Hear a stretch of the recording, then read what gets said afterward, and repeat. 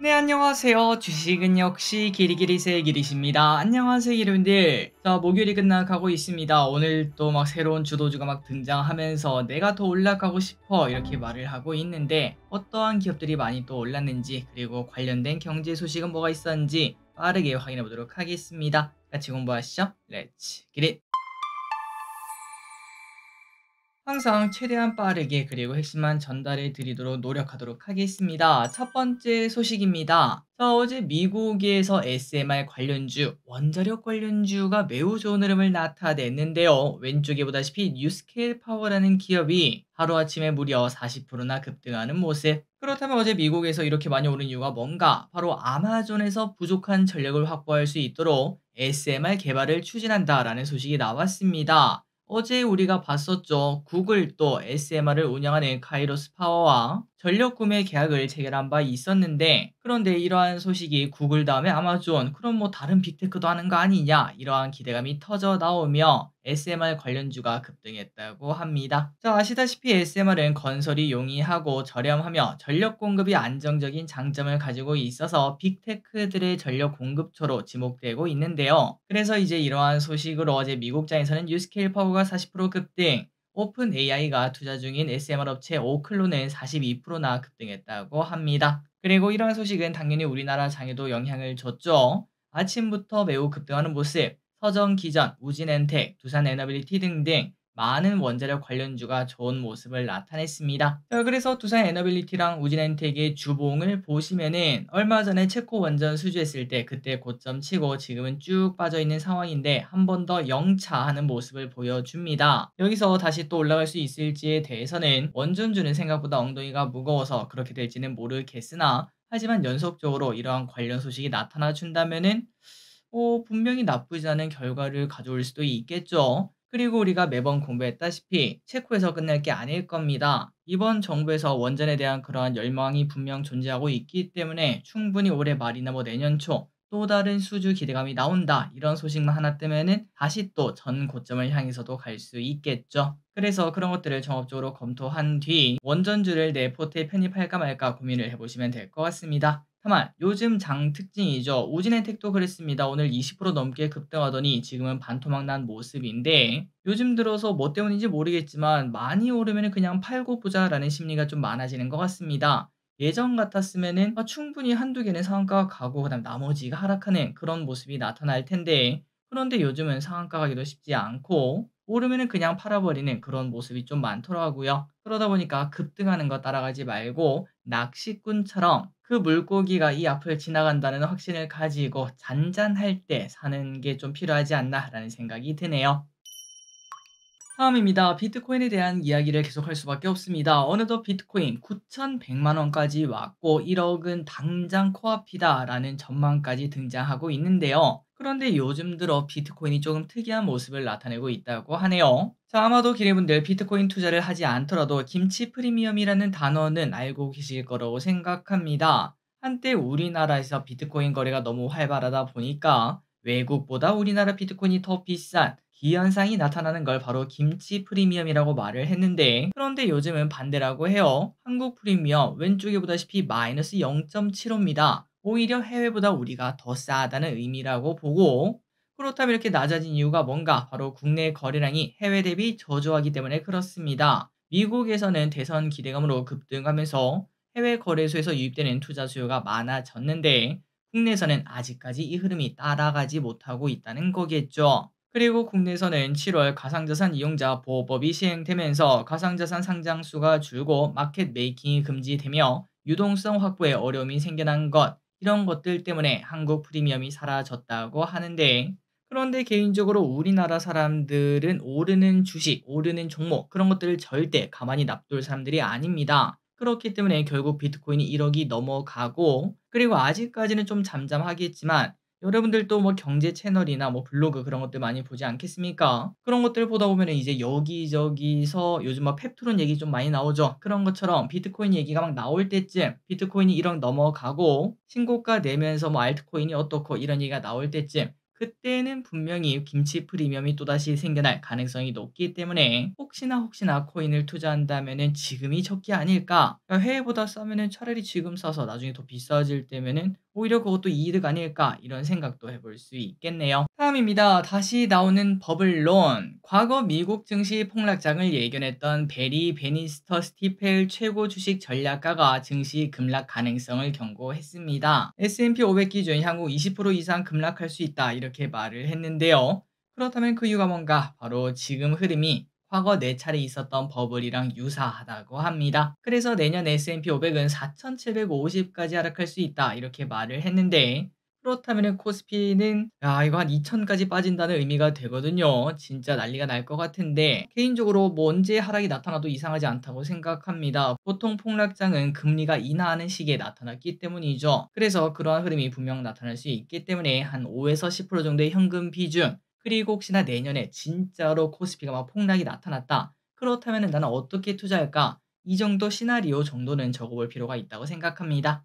다음입니다. 돈나무가 시들어가요. 돈나무 언니가 여전히 과거의 영광을 찾지 못하고 있습니다. 올해 미국 S&P 500에만 그냥 투자를 했더라도 20% 넘게 상승했는데 이거 보고 찔리시는 분들 많을 것 같습니다. 저 길이 또 그중에 한 명이고요. 그런데 아크 인베스트의 대표 상품인 ARKK는 올해 성적표가 마이너스 10%라고 합니다. 너무 끔찍하죠. 한때 코시국이죠. 그때는 워렌 버핏을 제끼는 그런 퍼포먼스까지 보여줬었지만 단기간의 임팩트로 현재까지는 끝나가는 모습입니다. 특히 작년에도 돈나머니는 엔비디아를 보유하고 있었기 때문에 그것만 잘 들고 있었더라도 지금은 중간은 갔을 텐데요. 하지만 작년에 엔비디아가 너무 높다라고 생각한 건지 전부 다 처분하고 그 이후에 엔비디아 7배나 올라가면서 당연히 성적표도 완전 박살이 났고 그리고 이제 또 투자자분들은 당연히 실망감이 커질 수밖에 없겠죠. 자금이 현재까지 썰물처럼 빠져나가고 있다고 합니다. 개인적으로 많이 의문입니다. 성장주를 그렇게 좋아하면서 엔비디아를 도대체 왜 팔았는지. 다음입니다. 답답한 상황에서는 기술 초격차뿐. 반도체 업계에서는 중국 때문에 고민이 많다고 하죠. 이제 중국의 저가 공세가 들어오고 있는 와중에 삼성과 하이닉스는 HBM4와 CXL 등의 최신 기술로 앞서 나가겠다라고 말을 했습니다. SK하이닉스의 HBM4는 HBM3보다 대역폭이 1.4배, 메모리 집적도가 1.3배 늘어나는데 전력 소모가 중요하잖아요. 그런데 전력 소모가 30% 줄어드는 특징이 있다고 합니다. 그리고 이 HBM4는 내년에 출시가 된다고 하고 다음으로 삼성전자는 글로벌 PC 기업 레노버와 함께 업계 최초로 CXL 기반의 D램 동작 검증을 완료했다고 하는데 이 두 기업 전부 다 잘해주길 특히 삼전이 좀 제발 잘해주길 바라보며 그리고 앞으로 또 새로운 관련주가 등장할 수 있지 않겠습니까?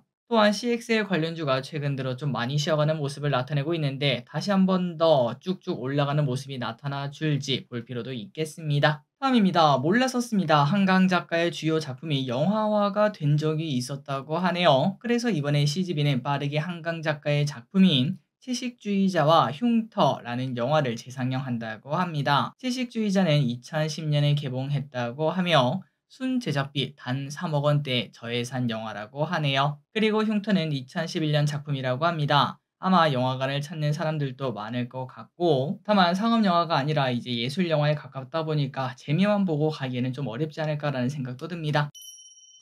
다음입니다. 우리나라 증시에서 뭐 상승 보증수표라고 말할 수 있는 MSCI 또다시 새로운 편입 편출 후보가 나왔습니다. 자, 매 분기마다 찾아오는 패시브 이벤트죠. 이번에 편입될 수 있는 기업은 바로 현대로템이라고 하고요. 다만 빠져나갈 확률이 높은 친구는 KT, 금양, 셀트리온, 제약 이러한 친구들이 있다고 합니다. 자, 이번 발표는 11월 7일 그러니까 이제 한 달 정도가 남았고 변경일은 11월 25일입니다. 보통 발표 전부터 주가는 오르기 시작하다가 변경일 후에는 하락하는 모습을 보여주는데 그렇기 때문에 지금 현대로템과 LG넥스와는 향후 2, 3주는 꾸준히 올라갈 가능성이 분명히 있겠죠.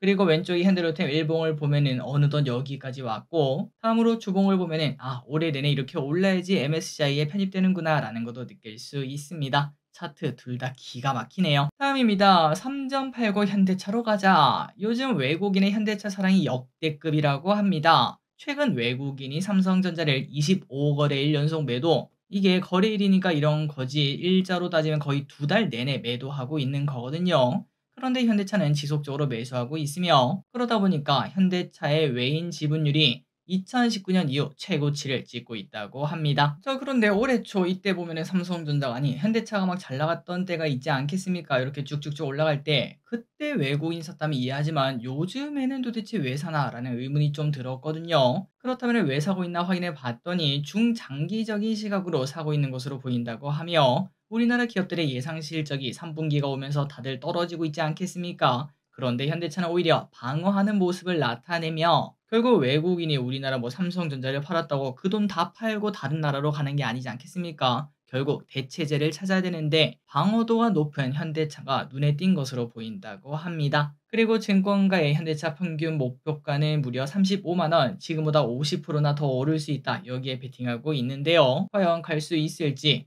그리고 개인적으로 금리 인하기가 이제 다가오기 때문에 현대차는 분명 저력이 있을 거다. 금리 인상기에도 주가가 올랐는데 인하기에 떨어질 이유가 있나? 라는 생각도 드네요. 다음입니다. 엔터주를 꼭 봤으면 좋겠습니다. 엔터도 내년까지 본다면 꼭 돌아올 강세주 중 하나가 될 수 있겠죠. 물론 그 타이밍이 언젠지는 알 수가 없으나 이번 노벨상처럼 결국 어떤 그룹의 어떤 노래가 전 세계를 강타할 날이 머지 않았을 것 같습니다. 이번 흑백 요리사도 그랬죠. 아무도 기대 안 했지만 전 세계를 강타한 것처럼 엔터도 그만한 저력이 있다고 생각해요. 그리고 또 이 와중에 방탄소년단의 제이홉이 전역을 했습니다. BTS에서 두 번째로 제대를 했으며 그렇다면 전부 다 전역해서 완전체가 되는 게 언젠가 봤더니 25년 6월, 내년 6월 21일이라고 합니다. 그런데 보니까 나머지 멤버들이 있죠. 4명인가 5명인가 전부 다 내년 6월 달에 전역을 하더라고요. 그래서 하나의 이벤트가 될 수 있다라는 생각도 해봤습니다. 어쨌든 이러한 소식 때문인지 오늘 하이브가 강하게 상승하며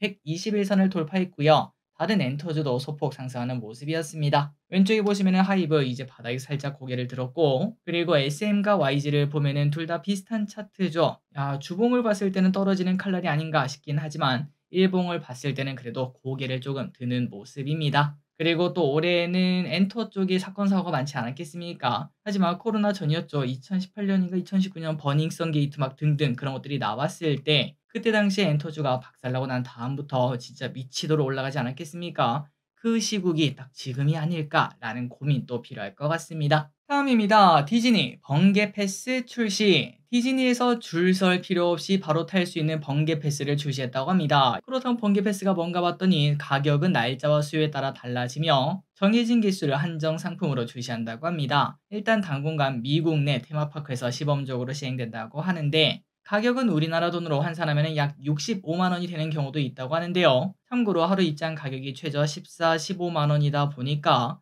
거의 4배 가격이라고 합니다. 그런데 또 입장권이랑 번개 패스 따로라고 하니 100만 원 정도를 내야 이 번개 패스를 쓸 수 있는 건데요.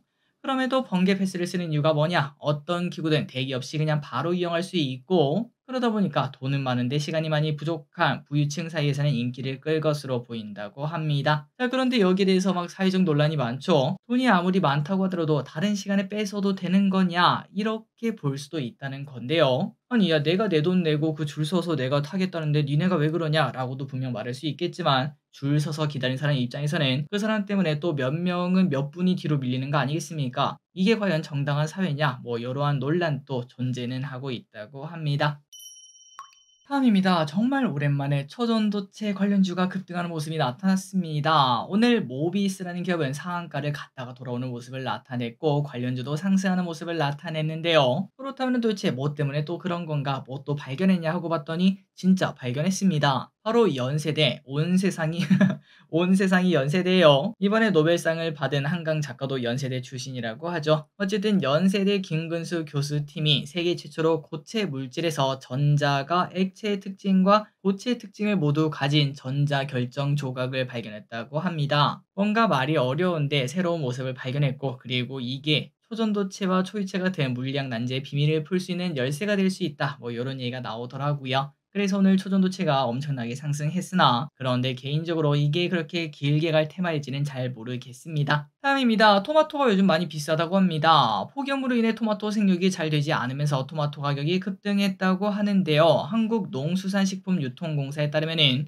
10월 토마토 시세는 전월 대비 2배나 올랐다고 합니다. 그러다 보니까 한국 맥도날드 일부 매장에서는 일시적으로 토마토 제공이 불안정해졌고 거기에 뚜레쥬르까지 더해졌다고 합니다. CJ 푸드웰 측은 가맹점을 대상으로 토마토 단가를 오늘부터 30% 인상하고 양도 제한한다고 합니다. 다만 아직까지 파리바게트나 롯데리아, 버거킹, 맘스터치 등등은 아직까지는 수급이 없다고 하지만 혹시나 장기화될지도 볼 필요가 있겠네요. 그리고 최근 들어 곡물 가격이 올라가고 있다 이런 얘기도 들리고 있는데 사료 관련주나 음식료 관련주를 봐야 될지도 봐야 할 것 같습니다. 다음입니다. 컬리가 팀F 대규모 정산 지연 사태 후 힘든 시간을 보내고 있습니다. 팀F 사건 이후 이커머스에 대한 불신이 생기고 재무 건전성이 취약한 곳은 위기설이 돌기도 했었는데요. 그러다 보니까 제 주변에서도 원래 티몬이랑 위메프 이런 것들을 많이 사용하다가 이번에 그냥 대거 쿠팡으로 넘어간 모습이 나타나더라고요. 그만큼 불안한 거 쓰는 것보다는 쿠팡 쓰고 말지 이러한 심리가 작용한 것 같습니다. 어쨌든 그런 흐름이 나타나다 보니까 컬리도 힘든 상황이라고 합니다. 컬리는 2014년 12월 설립 후 지금까지 9년 연속 적자를 보여주고 있는데요. 올 상반기에도 84억 원의 적자를 기록했으며 목표만 본다면 올해 흑자를 기록한다고는 했지만